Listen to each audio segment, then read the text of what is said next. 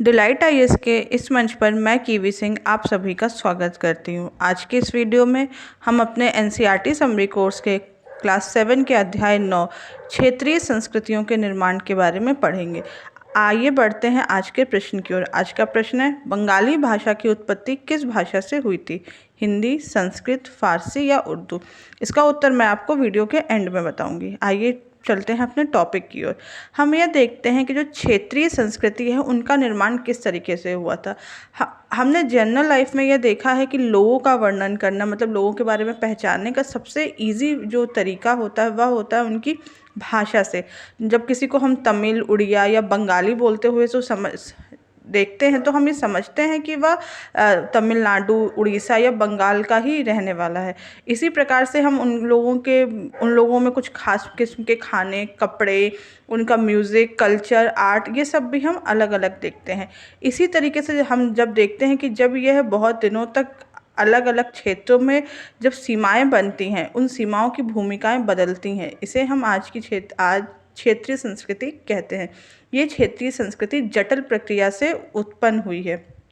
आज की प्रक्रिया के तहत स्थानीय परंपरा और उपमहाद्वीप में अनेक प्रकार के विचारों का आदान प्रदान हुआ था, जिसने इन संस्कृतियों को संपन्न बनाया है। हमने यह देखा है कि कुछ पुराने और परंपराएं एक खास इलाके से लेकर दूसरे इलाकों में जब गई हैं, दूसरे क्षेत्र में गई हैं, तो उन्होंने नया रूप ले लिया है। आइए हम देखते हैं चेर और मलयालम भाषा के विकास की ओर। भाषा और क्षेत्र का संबंध हमने स्टार्टिंग में ही कर लिया था। भाषा से आप यह किसी के हिस्से, किस क्षेत्र से आता है, किस जगह से वो बिलोंग करता है, वो आप पता कर सकते हैं। महोदयपुरम का चेर राज्य प्रायद्वीप के दक्षिण पश्चिमी भाग में है, जो कि आज केरल में है। यह 9वीं शताब्दी में स्थापित किया गया था। यहाँ पर संभवतः मलयालम भाषा बोली जाती थी। यहाँ के शासकों ने मलयालम भाषा का ही प्रयोग अपनी लिपि और मलयालम भाषा और लिपि दोनों का ही प्रयोग अपने अभिलेखों में किया है। इसका उदाहरण हमें यहाँ के सरकारी अभिलेखों को, पुरातत्वविदों को मिला है। हम ये देखते हैं कि चेर लोगों की संस्कृतियों में बहुत कुछ उनसे ग्रहण किया गया। हमने काफ़ी कुछ उनसे सीखा है। उनका मंदिर, रंगमंच, इस युग की खोज कही जा सकती है। यहाँ पे जो संस्कृत के महाकाव्यों पे आधारित होती थी। यहाँ की जो पहली साहित्यिक कृति थी, जो 12वीं शताब्दी की बताई जाती थी, वह प्रत्यक्ष रूप से संस्कृत की रही है। और ये काफ़ी इंटरेस्टिंग फैक्ट है कि जो 14वीं शताब्दी का एक ग्रंथ है, लीला तिलकम, जो कि व्याकरण और काव्य शास्त्र का विषयक मणि प्रवालम शैली में लिखा गया है। इसका अर्थ है हीरा और मूंगा। ये दो भाषाओं, संस्कृत और क्षेत्रीय भाषाओं के साथ साथ प्रयोग की तरीके बताया गया है। हम जानते हैं शासक और धार्मिक परंपराओं के बारे में। जैसे जैसे क्षेत्रीय संस्कृतियाँ विकसित होती गई, वहाँ अनेक प्रकार की सांस्कृतिक विरासत का भी जन्म हुआ है, जिसका उदाहरण है पुरी। उड़ीसा में जगन्नाथ का संप्रदाय आज विकसित हो गया है। जगन्नाथ का अर्थ है दुनिया का मालिक, जो विष्णु भगवान का पर्यायवाची है। जगन्नाथ की काष्ठ प्रतिमा स्थानीय जनजातियों द्वारा बनाई गई है। इसका तात्पर्य है जगन्नाथ मूलतः एक स्थानीय देवता था, जिन्हें आगे चल के विष्णु भगवान का रूप मान लिया गया है। 12वीं शताब्दी में गंग वंश के एक अत्यंत प्रतापी राजा अनंत वर्मन ने पुरी में पुरुषोत्तम जगन्नाथ के लिए मंदिर बनवाने का निर्णय लिया था। उन्होंने 1230 में अपने कुछ हिस्से को और स्वयं को जगन्नाथ को अर्पित किया था और अपने आप को जगन्नाथ का प्रतिनियुक्ति घोषित किया था। अर्थात जगन्नाथ का एक तरीके से वो प्रस्तुत करते थे उन्होंने। जैसे जैसे इस मंदिर का विकास हुआ है, जैसे जैसे इसकी ख्याति दूर तक फैली है, इसको काफ़ी ज़्यादा महत्व मिल गया है और यहाँ की तीर्थ यात्रा के केंद्र के रूप में यह स्थापित हो गया है। इसकी सामाजिक और राजनीतिक मामलों में भी इसकी सत्ता बढ़ती चली गई है। जिन्होंने भी उड़ीसा को जीता है, जैसे मुगल, मराठे या ईस्ट इंडिया कंपनी, सबने इस मंदिर पर अपना नियंत्रण स्थापित करने का प्रयत्न किया है। जैसे कि वह यह महसूस करते थे कि अगर इन मंदिर पे उनका नियंत्रण हो जाएगा तो जो सामान्य जनता है उनके शासन को स्वीकार कर लेगी। हम जानते हैं राजपूत और शूरवीरता की परंपराओं के बारे में। 19वीं शताब्दी में ब्रिटिश लोग उस क्षेत्र को, जहाँ पर अधिकतर आज का राजस्थान है, उसे राजपूताना कहते थे। यह एक ऐसा प्रदेश था जहाँ पर केवल या प्रमुख रूप से राजपूत ही रहा करते थे। लेकिन यह बात आंशिक रूप से सत्य है, क्योंकि वहाँ पे अन्य समूह जिन्हें आज हम अनेक प्रकार के लोगों के नाम से जानते थे वह भी रहते थे। लेकिन यह माना जाता है कि राजपूतों ने राजस्थान में एक विशिष्ट प्रकार की संस्कृति प्रदान की है। ये सांस्कृतिक परंपराएं वहाँ के शासकों के आदर्शों, अभिलाषाओं के साथ जुड़ी हुई थी। लगभग आज से 8वीं शताब्दी से आज के राजस्थान में अधिकांश परिवारों में राजपूत राजाओं का ही शासन रहा है। पृथ्वीराज चौहान के बारे में हमने पढ़ा था, वह भी एक ऐसे ही शासक थे। यह जो राजा होते थे वह काफ़ी शूरवीर होते थे, वह रण क्षेत्र में बहादुरी से लड़ते थे और अपने मृत्यु का वर्णन करते थे, लेकिन पीठ नहीं दिखाते थे। हमने इनकी शूरवीर की कहानियाँ और गीतों को सुरक्षित है, विशेष रूप से चारण भाटाओं द्वारा ये गाई जाती है। ये काव्य और गीत शूरवीर की स्मृतियों में सुरक्षित किए गए हैं तथा ऐसी हमने ये ऐसा होप किया गया है कि जो इनकी फैमिली के अनेक लोग थे या जो भी अगल बगल के लोग थे या जिस तरीके से था, वह इनकी कहानियों को अनुसरण करेंगे, उनसे काफ़ी प्रेरणा लेंगे और जो सामान्य जन के लोग होते, जो जनता होती है, वह भी इनसे आकर्षित होते थे। इसमें अधिकतर स्वामी भक्ति, मित्रता, प्रेम, शौर्य, क्रोध आदि जो इमोशंस का बहुत ज़्यादा अच्छे तरीके से इसमें चित्रण किया गया है। हमने ये देखा है कि यहाँ पे स्त्रियों का भी उल्लेख है इन कहानियों में, जिसके लिए यह चित्रित किया गया है कि स्त्रियां अपने शूरवीर पतियों के लिए जीवन मरण दोनों का ही अनुसरण करती है। सती प्रथा का भी हमने यहाँ पे प्रचलन उस समय देखा है और कहानियों में भी हमने इस प्रकार की प्रथा का उल्लेख पाया है। आइए हम जानते हैं क्षेत्रीय सीमांतों से परे कत्थक के बारे में। कत्थक शब्द कथा से निकला है। यह मूल रूप से उत्तर भारत के मंदिरों में कथा सुनाने वाले की एक जाति थी।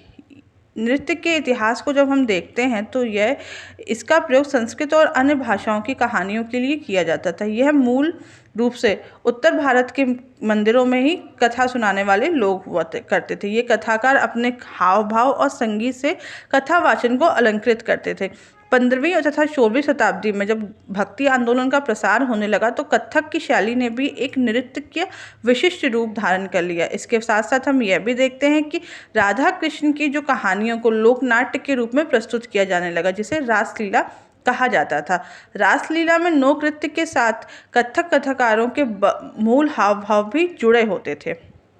मुगल बादशाह और उसके बाद के शासनकाल में कत्थक नृत्य को काफ़ी ज़्यादा प्रस्तुत किया जाता था और वहाँ पर यह एक घराने के रूप में विकसित हो गया था।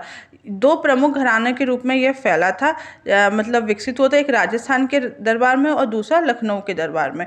अवध के जो शासक थे वाजिद अली शाह, उन्होंने इस कला को काफ़ी ज़्यादा संरक्षण दिया था। 1805 से 1875 के मध्य में केवल कत्थक ही नहीं बल्कि अन्य प्रकार की नृत्य शैलियों का भी विकास हुआ था। जैसे कि हम देखते हैं कि पंजाब, हरियाणा, जम्मू कश्मीर और मध्य प्रदेश में भी इस प्रकार के कत्थक से अनेक प्रकार की कलाओं का विकास हुआ था। हमने यह भी देखा है कि यहाँ पर सिर्फ कत्थक ही नहीं, अन्य भी शास्त्रीय नृत्य हमें भारत में देखने को मिलते हैं, जैसे कि भरतनाट्यम तमिलनाडु में, कथकली केरल में, उड़ीसा में ओडिसी, कुचिपुड़ी आंध्र प्रदेश में, मणिपुरी मणिपुर में। यह हर क्षेत्रीय जगह की कला थी जो बहुत ही विकसित रूप में आज भी हमें समाज में देखने को मिलती है। हम देखते हैं चित्रकला के बारे में। लघु चित्रकला की परंपरा किस प्रकार से विकसित हुई थी उसके बारे में देखते हैं। जैसे ही हमें पता चलता है उसके नाम से कि ये छोटे आकार के चित्र होते थे, जिन्हें आमतौर पर जल रंगों से, मतलब जो वाटर कलर होते थे, उनसे कपड़े या कागज पर बनाया जाता था। इनमें अधिकतर तालपत्रों और लकड़ी की तख्ती पर ये चित्रित किए जाते थे। ये सबसे जो सुंदर चित्र बनाए गए हैं वह पश्चिम भारत में पाए गए हैं और जैन ग्रंथों में इनका काफ़ी ज़्यादा प्रयोग हुआ है। मुगल बादशाह अकबर, जहांगीर, शाहजहां ने अनेक कुशल चित्रकारों को संरक्षण प्रदान किया था, जो प्राथमिक रूप से इतिहास और काव्य की जो पांडुलिपियाँ होती थी उनको चित्रित करते थे। जो ये कलाएं होती थी, इनमें काफ़ी चटक रंग का प्रयोग किया जाता था। इनमें दरबार के दृश्य, लड़ाइयाँ, शिकार के दृश्य तथा सामाजिक जीवन के भी अन्य पहलुओं को दिखाया जाता था। हम ये देखते हैं कि मुगल साम्राज्य के पतन के साथ अनेक चित्रकार मुगल दरबार छोड़ के नई जगह चले गए, जहाँ पे क्षेत्रीय राजाओं के दरबार में का उदय हुआ था, वहाँ वो चले गए थे। इसके परिणाम स्वरूप इनके रुचियों ने क्षेत्रीय दरबार और राजस्थान के दरबारों को भी प्रभावित किया था। जो एक चित्रकार थे उन्होंने इनको काफ़ी प्रभावित किया था। इसके बाद हम ये देखते हैं कि इन लोगों ने भी अनुसरण किया उनका और इनको संरक्षण किया। इसके साथ साथ फिर हम ये देखें मेवाड़, जोधपुर, बूंदी, कोटा जैसे जगहों पे भी इनका चित्रण शुरू हो गया था और यहाँ पे भी तरह तरह की एक तरीके से चित्रकला का विकास, शैल कला का विकास हुआ था। जैसे कि 17वीं शताब्दी में जो लघु चित्रकला का विकास हुआ उसे बसोहली शैली कहा गया। यह सबसे लोकप्रिय पुस्तक भानुदत्त की राजमंजरी में इसका उल्लेख है। इसके साथ साथ यहाँ पर जो 18वीं शताब्दी के मध्य भाग तक कांगड़ा की एक शैली का विकास हुआ जिसने लघु चित्रकारी में एक नई जान डाल दी थी। उनकी प्रेरणा का स्रोत वहाँ के वैष्णव परंपराएं थी। यहाँ पे अधिकतर नीले और हरे रंगों का प्रयोग किया जाता था। हमने यह देखा है कि साधारण जो स्त्री पुरुष मतलब जो समान जनता थी वह भी बर्तनों, दीवारों, कपड़ों और फर्शों पे अपनी कलाकृतियाँ चित्रित करते थे। इनमें से कुछ ही नमूने बच पाते थे। इसके विपरीत जो लघु चित्रकारी थी वह अच्छे से राजमहल में सुरक्षित रखती थी, इसीलिए हमें इसके अभी भी चित्रण देखने को या इसका अभी भी हमें साक्ष्य मिलता है। हम जानते हैं बंगाली भाषा के विकास के बारे में। बंगाल में लोग हमेशा से ही बंगाली भाषा का प्रयोग करते हैं। हमने यह देखा है जैसे जैसे क्षेत्रों के नाम पे वहाँ की भाषाओं का निर्धारण किया जाता है। लेकिन यह दिलचस्प बात है कि बंगाली भाषा संस्कृत से निकली हुई है। यह हमें यह पता चलता है कि संस्कृत भाषाओं के अध्ययन से पता चलता है कि बंगाल के लोग संस्कृत भाषा से उपजी हुई भाषा बोलते थे। यहाँ पे हमने यह देखा है कि ईसा पूर्व 4वीं और 3वीं शताब्दी में बंगाल और मगध अर्थात दक्षिण बिहार के बीच में वाणिज्यिक संबंध स्थापित होने लगे थे, जिससे वहाँ पर बंगाल में भी संस्कृत का प्रभाव बढ़ता गया। फिर 4वीं शताब्दी के दौरान गुप्त वंश के शासकों ने उत्तरी बंगाल पर अपना नियंत्रण स्थापित कर लिया था और वहाँ पर ब्राह्मणों को बसाना शुरू कर दिया था। फिर हमने यह देखा कि वहाँ पर गंगा घाटी के किनारे काफ़ी ज़्यादा सांस्कृतिक प्रभाव प्रबल हो गए थे और 7वीं शताब्दी में चीनी यात्री हेनसांग ने यह पाया कि बंगाल में सर्वथा संस्कृत भाषाओं का प्रयोग सबसे ज़्यादा हो रहा है। 8वीं शताब्दी के दौरान पे वहाँ पे पाल शासकों का उदय हुआ जो वहाँ का क्षेत्रीय राज था। 14वीं से 16वीं शताब्दी के मध्य उन्होंने बंगाल पर सुल्तानों का शासक रहा है। अकबर ने इस प्रदेश को जीत लिया था, तब से उसे वह मुगल शासक का सूबा माने जाने लगा था। वहाँ के प्रशासन की भाषा तो फारसी ही थी, लेकिन बंगाली एक क्षेत्रीय भाषा के रूप में वहाँ पे विकसित हो रही थी। बंगाली के प्रारंभिक जो साहित्य था उसको हम 2 श्रेणियों में बांट सकते हैं। एक श्रेणी संस्कृत की रही है तथा दूसरी स्वतंत्र है। पहली श्रेणी में संस्कृत महाकाव्यों के अनुवादों का उल्लेख है तथा दूसरी श्रेणी में नाथ साहित्य शामिल है, जैसे मैनामती गोपीचंद के गीत, धर्म ठाकुर से की पूजा से संबंधित कहानियाँ, परी कथाएं और लोक कहानियाँ आदि। पहली श्रेणी के ग्रंथों का काल निर्णय मतलब उनका टाइम पीरियड बता पाना ईजी है क्योंकि उस टाइम की बहुत सारी पांडुलिपियाँ पाई गई हैं। लेकिन हम ये देखते हैं कि दूसरी जो कृतियाँ हैं वह मौखिक रूप से ही कहीं सुनी जाती थी, इसलिए उनका जो टाइम है वह हम बताना एग्जैक्टली हमें क्लियरली पता नहीं चला है। वह खासतौर में पूर्वी बंगाल में ज़्यादा लोकप्रिय थी जहाँ पे ब्राह्मणों का प्रभाव कम था। फिर हम आते हैं पीर और मंदिर की ओर। 16वीं शताब्दी से लोगों ने बड़ी संख्या में पश्चिम बंगाल से के लोगों ने वहाँ के उपजाऊ क्षेत्रों को छोड़कर दक्षिण पूर्वी बंगाल के जंगली और दलदली इलाकों में प्रवास करना शुरू किया। जैसे जैसे वह पूर्व की ओर बढ़ते रहे उन्होंने जंगलों को साफ किया और वहाँ पे धान की खेती करने लगे और स्थानीय मछुआरे और जो स्थानीय खेती करने वाले लोग थे वह अधिकतर जनजातीय थे और ये किसानों के समुदाय में मिल गए। इन्हीं दिनों में हमने देखा कि मुगलों का भी नियंत्रण वहाँ पे स्थापित हो गया था। उसके बाद बाहर से आने वाले लोग भी यहाँ पे आकर बसने लगे और कुछ व्यवस्था और आश्वासन चाहते थे। ये सुख सुविधाएं और आश्वासन यहाँ के नेताओं ने इन्हें प्रदान किया।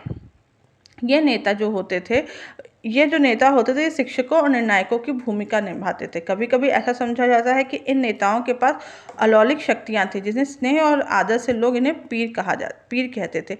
इनके अंदर यह भी माना जाता था कि जीवात्माएं शामिल हैं। पीरों की पूजा की पद्धति भी काफ़ी ज़्यादा लोकप्रिय हो गई थी और इनकी सबसे ज़्यादा मज़ारें बंगाल में ही पाई जाती हैं। बंगाल में 15वीं शताब्दी के बाद मंदिरों बनने का दौर जोरों पर रहा, जो कि 19वीं शताब्दी में हमें ख़त्म होता हुआ दिखा है। वहाँ पे हमने यह भी देखा है कि यूरोप की जो कंपनियां थी, वहाँ आने से वहाँ पे नए प्रकार के आर्थिक अवसर उत्पन्न हुए थे।